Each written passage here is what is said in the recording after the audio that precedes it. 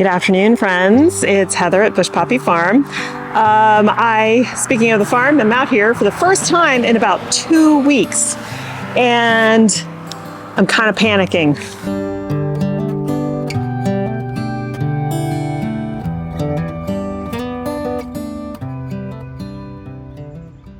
So I came out to check on things. I haven't been out here since before we left for Lake Tahoe.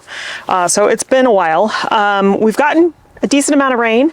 I wanted to see how much is in the IBC tote. So let's check that real quick. Okay, so looks like we are about right here. That's pretty decent. Starting to get some water in there. So I'm hoping that continued rains will get that thing filled up before the season starts. But let me show you why I'm very anxious. Good God, look at the grass. Okay, so now that I'm closer to it, it's still bad, but it's not as bad as I thought. Oh boy, it's bad. Most of what you see is in the pathways, so that's okay. And actually, this bed looking pretty good. I mean, look at this stalk. That looks gorgeous. Straw flowers looking really good. We do have a lot of something tunneling activity, moles probably going on. That's not so great. I do have some traps I'm going to set out, but this straw flower looks fantastic.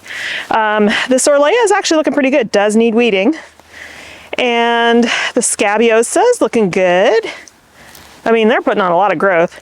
Feverfew, man, there's a lot missing from this area. It looks like there's only 3 plants there, but the rest of it looking good. Again, lots of burrowing activity, so I'm gonna have to set out those traps.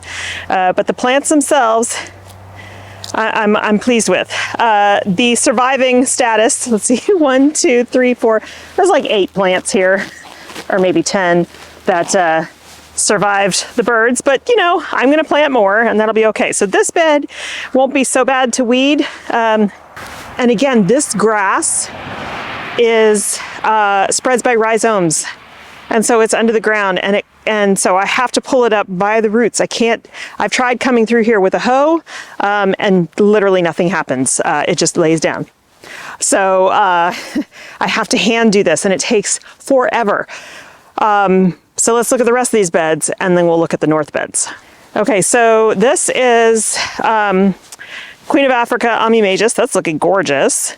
These are all Cynoglossum. Again, lots of grass in here that needs to come out, but they're looking good. Look at these snapdragons. Oh no, this is Cynoglossum too. Oh, they're looking beautiful. So some of them a lot bigger than the others. This, gosh, I don't even know. Oh, Clarkia. Okay, I'm glad I labeled it. Super, super muddy out here. This is supposed to all be snapdragons. A lot of them clearly did not make it. And that is a disaster. So I've got to, I need to bring out those mole capturing, the gopher capture thing. So I do need to get in here and weed. Oh man, so much. Takes so long to do these by hand.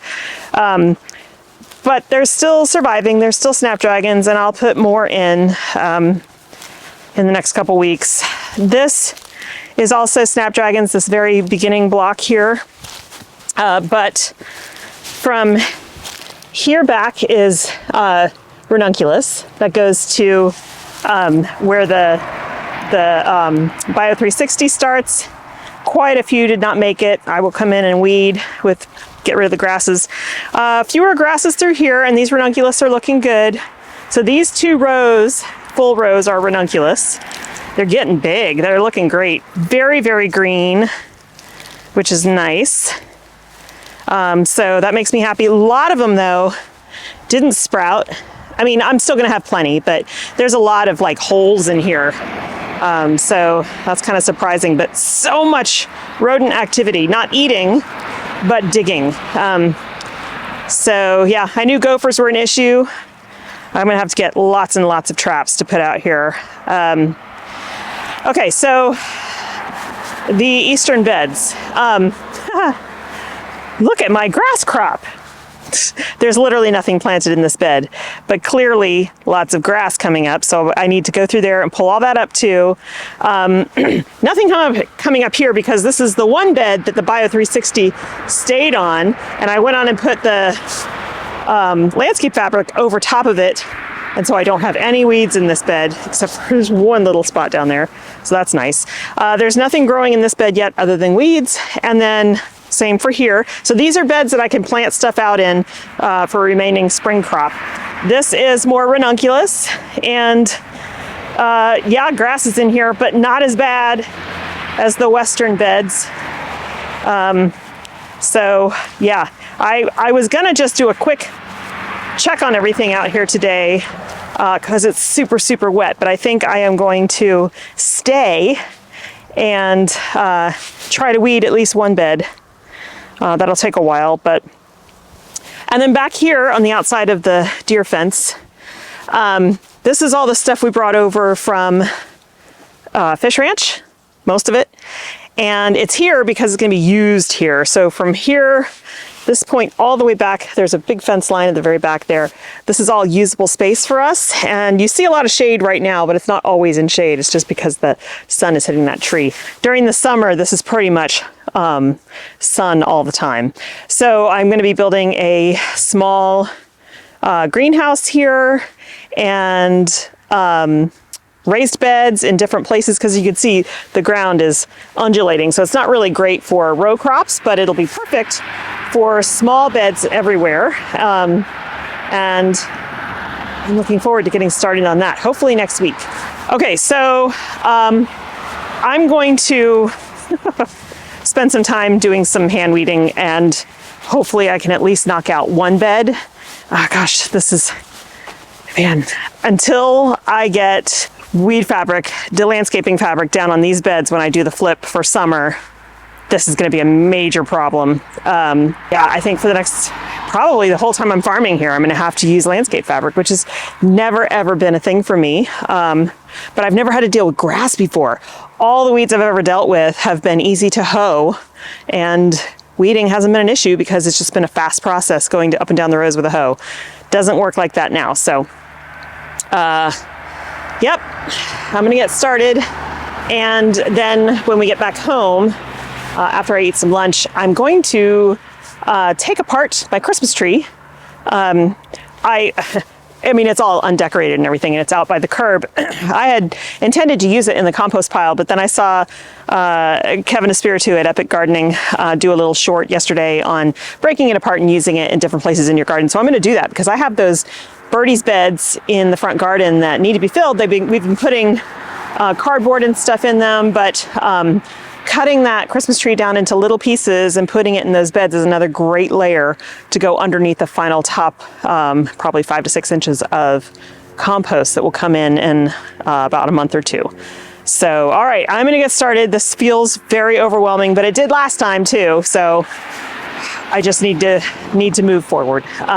It's still pretty cold out here and it's very wet. So I'm gonna get wet, but that's all right. I am so cold. Sun is starting to go down. I got 2 whole rows weeded, so I'm super happy about that, but my hands are frozen because everything's really wet.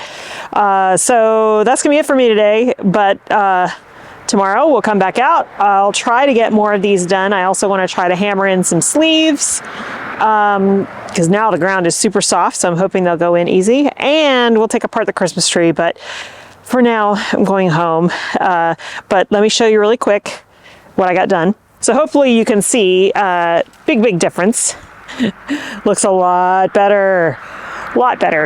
This row was pretty easy because there wasn't a whole, the plants themselves had grown up enough that there wasn't a whole lot of grass to remove, so that went pretty fast. This one was a little bit slower, especially through here because these snapdragons are really small, so the grass had really taken a hold. But it's nice, actually. This is even cleaner than the last time I did it. I can really see where I've got holes, so I can always pop new seedlings in a lot of these places. And then, yeah, so further down it looks good. So, still have to tackle this disaster. That's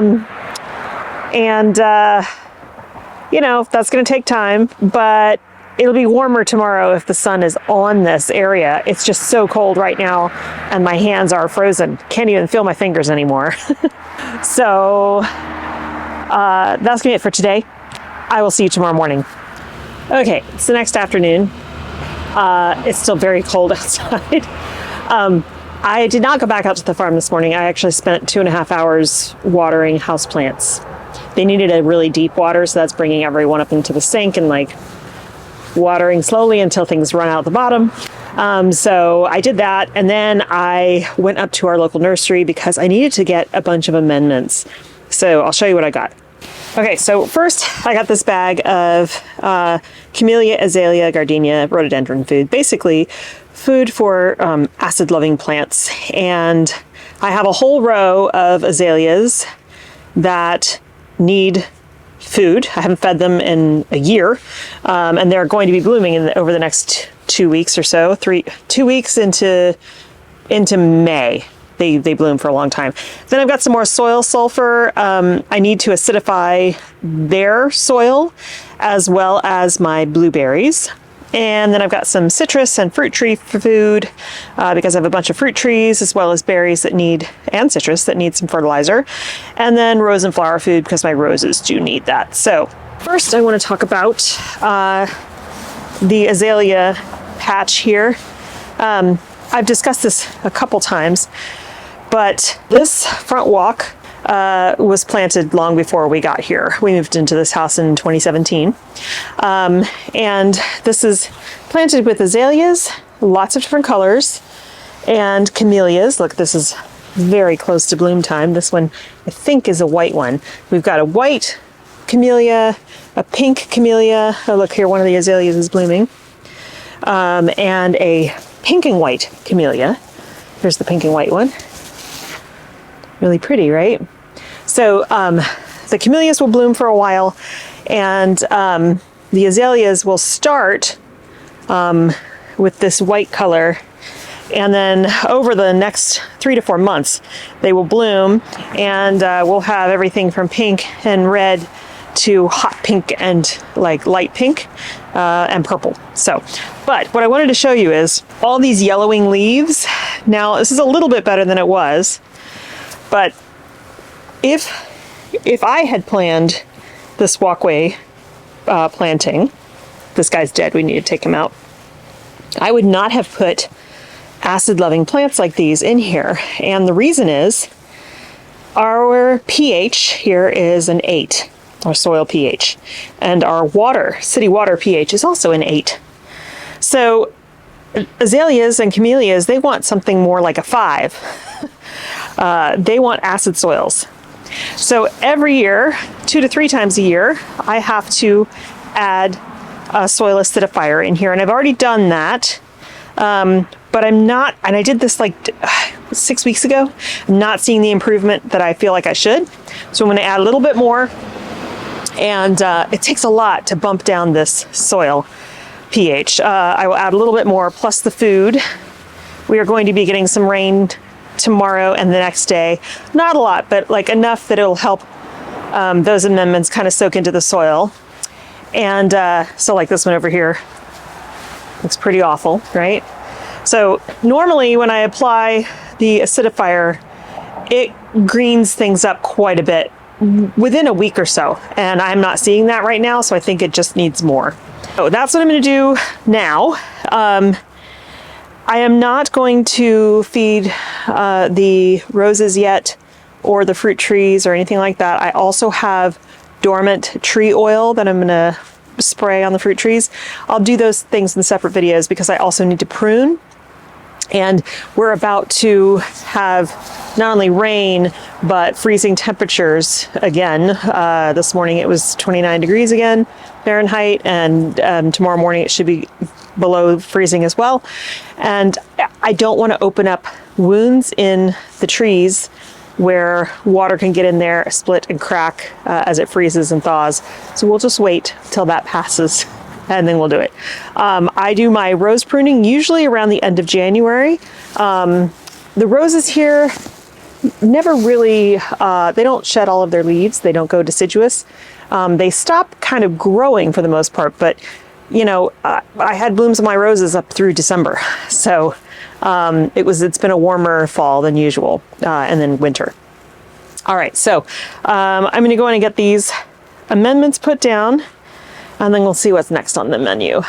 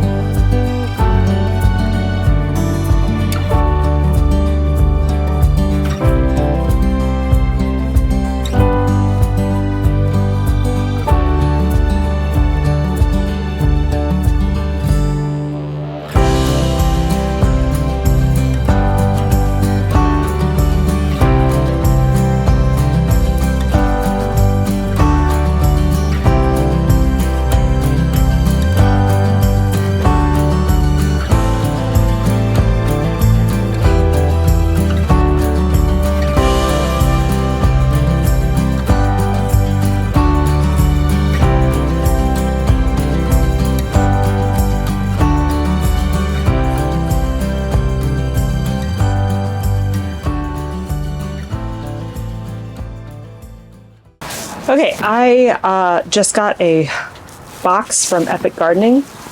Cannot remember what I ordered, so we're gonna go in and open that together. And this is real life behind me, y'all. The rowing machine is still out. Big, huge mess back there. I've said before, our garage is a multi-purpose space. It is a gym, a flower shed, a garden shed, a bike barn. Everything but holding cars. Okay, so let's see. What did I get from Epic Gardening? I literally don't remember. Looks like I bought some seeds. Like I need more seeds. Oh, actually, this is good. I only bought 3 packets, but these are microgreens. I decided that it's so easy to grow microgreens, and they're so yummy, and it's something that can be like fast, quickly grown in the wintertime in the house. So I got this one, which is upland cress. I love cress. I love that like slightly bitter taste. So good. For a continual crop, so every 7 to 14 days. So that's great because in about 14 to 28 days after sowing, they are ready to be harvested. Oh, it's gonna be so yummy. Put on sandwiches and stuff. And then this one is a jazzy mix. It has red acre cabbage, peppergrass cress, sorry, I can't see that far, China rose, radish, red giant mustard, and sawtooth mustard. So yummy. This one's kind of spicy. And this one is a mellow blend, microgreens, with tatsoi bok choy, broccoli, red acre cabbage, kohlrabi, and mizuna mustard. Yeah, so I'm gonna get started on those. That sounds super yum. And I've got plenty of trays right now that I could start a tray of these and just have them in the kitchen. So sounds good.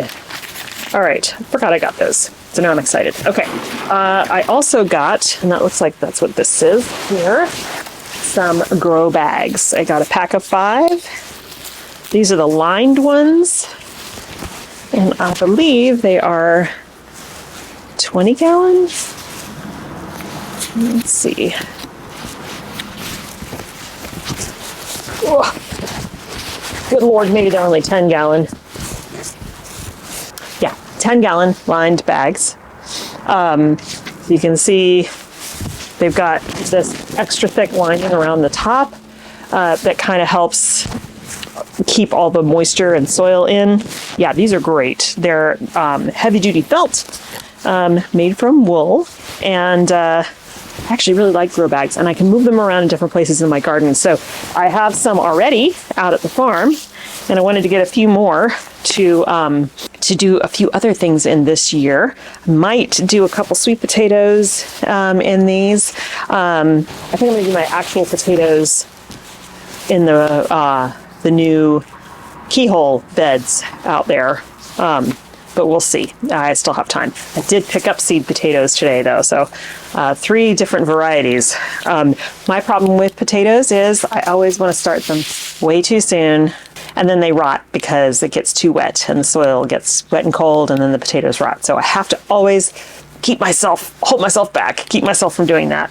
Okay, so probably tomorrow when it's raining, we'll do some microgreen. We'll start maybe 3 trays, maybe 3 small trays of microgreens to start out with, so that we can enjoy those sooner rather than later. One of the things I said yesterday that I was going to do today is, oh, it smells good, is to break down my Christmas tree that's here by the curb to put in the garden. And I had planned on doing that. And then, as I was sitting in bed last night, it occurred to me, this is the first year that we've gotten a tree from a tree lot. Usually we go and cut our own trees at a local tree farm where we know that they are organically raised, no pesticides, nothing like that. But this came from a tree lot, and these trees were shipped in from Oregon, I think. The reason we did that is that Aiden was really sick at the time, and I wasn't feeling well either, so we didn't have this. The tree lot we usually go to it's kind of a full day adventure, so we didn't really have the time or the energy to do that. So this was the first time we bought one at a local lot. It was a gorgeous tree. We really loved it, and it still acts like it's completely hydrated, which kind of breaks my heart that we have to get rid of it. But I have no way of knowing if this is an organic tree. Most likely it's not, because it wasn't advertised as such. None of the trees on that farm lot were advertised as organic. So I don't want to risk putting pesticides, herbicides, any long-lasting chemicals into my raised beds by putting chunks of that tree in to fill up these birdies beds. It's just not worth it. I could lose a season or more of productivity and have persistent pesticides in my planting soil. I just don't want to do it. So unfortunately, that tree is gonna go to the municipal compost, which is this huge site about 20 miles from here, where the compost piles are bigger than warehouses. I won't put it in my personal compost because, again, I don't want that persistent herbicide, if there are any on there, potentially in my personal compost. So that's going to be it. So soon I need to come out here and prune the fruit trees. Not so much these guys. These guys were just put in last fall, and they don't need to be pruned. They're really tiny, and you can see though they've got buds on it already. So these guys, I think these are nectarines, Sun Glow nectarines. Yep. And I think that is a Santa Rosa plum. And then this guy here is a honey jar jujube. It doesn't have any buds on it yet. It needs warmer weather. But we've got blueberries in that pot. There's a blueberry in that pot over there. There's a large blueberry down here. Hi, baby girls. This guy's going to need some pruning this year for the first time. These are elderberries right here, and they actually have bud break already on this guy and on this guy. So that's kind of exciting. Okay, so my other blueberries have been in these pots up here for about 5 years. Okay, here's one. He's got buds on it. No bud break yet, which is good, because I'm not ready for that. I need to prune them. There's one right there, and then there's that one there. I need to prune them back, fertilize them, and make sure they're looking good. Probably add some compost to their pots, and then they'll be ready to go. So I'll be doing that in the next couple of weeks. And then these are this is a pear. This is a 5 variety plum. That does not need any pruning because it got a major hard prune last winter. And so it just needs time to rejuvenate. This is an apple tree. I think it's a Honeycrisp. And then these are both apple trees. Now, this one actually produced fruit for us for the first time last year. These others haven't produced any fruit yet. Oh, this is a Honeycrisp. So I think that one is well, I can tell you it's got a tag on it. This one's a Fuji. So none of these, other than this one right here, which I no longer know the variety of because I lost the tag, have produced fruit. But this one did this year. So I'm hoping that it will do it again. Now, these two are planted really close together, but this is a little alley here that is going to stay very small. They're going to stay small. So what I'm going to do is come in and do some very gentle pruning. They don't have a whole lot to prune off. I'll just make sure I don't have any crossing branches and take away anything dead or diseased. That's going to be about it. Roses, end of January. I'll come in and do a pretty hard prune on all of these and twist the canes through the trellis because it's really growing a lot that way, or I'll just cut a bunch of those off. But one thing I do want to do, you can notice here, look at these hips. So in the back garden, we also have a ton of hips. And so I'm going to harvest these and actually do something with them for the first time ever. We've got not a ton on here, but I am going to harvest the ripe ones. And I think I'm going to make rose hip jam. Never done that before. Sounds really, really yummy. So we've got a number of hips here, and we've got some in the back garden as well. And then this is the pollinator patch, which I won't do anything to yet, but probably by the end of February, mid to late February, I cut everything down. Everything you see gets cut down to about 8 inches off the ground, 6 to 8 inches. And then over the course of the season, it grows back big, huge, and beautiful. It does this every year. One of the reasons I like to do that is it prevents these plants from getting super woody, and it makes them put on lots more stems, and you get lots more foliage and flowers every year. So if you want to keep your shrubs with lots of greenery and flowers, especially things like lavender that tend to get really woody, then give them a very tight haircut in the very early spring so that they can regenerate and put on fresh, new, soft growth out of that. Blackberries are already pruned. They are woven into the fence. And you can see it hasn't gotten cold enough here. I mean, we've had some cold nights, but our blackberries don't generally lose all of their leaves. This is a fig tree that I really want to transplant. I'm thinking I might transplant it right there out of that pot and give it a really hard prune. This is the asparagus patch.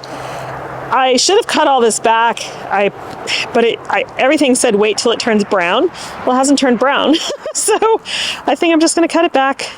But it's feeding the crowns, so yeah, I'm on the fence about that.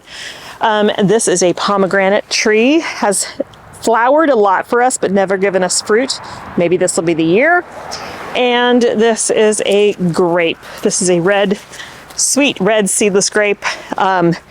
This year it gave me lots of grape clusters, but then they never fully ripened. And again, we had a weird cold period, cold spring that lasted till like June. So I think that had a lot to do with some weirdness that went on in the garden this year. That's gonna be it for today. I will look forward to seeing you guys in the next video. Thanks so much for hanging out with me. And thank you to all the new subscribers and everybody on here who's been submitting just really wonderful comments and questions and suggestions. And like, it's great. I really, really appreciate it. Someone submitted a statement the other day that said, wow, I found it really interesting that you're able to use your personal compost to seed start, because mine, I always suffer dampening off. And you know what, that's an excellent point. And ever since I started using vermiculite on top of my soil blocks or on top of my 6-packs when I sow seeds, I haven't had any dampening off. I have no idea if there's science behind that. All I know is just my observation. I haven't suffered any dampening off since I started using vermiculite. So that's so crazy. So I mean, I guess it's working for me. So maybe give that a try if that's something that you've been suffering from. Dampening off is awful. Basically, if you don't know what that is, I think it's a fungus. It's either a fungus or a bacteria that at the soil level basically just kind of shears off your little seedling as it's starting to come up and kills it. And so all that work, and you see them be born and you're like, yay, new seedlings. And then you go back in a couple days and they're gone because they've been sheared off by the fungus. So not fun. Okay, thanks so much, you guys. I hope you have a wonderful time in your garden, and I'll see you in the next one. Bye.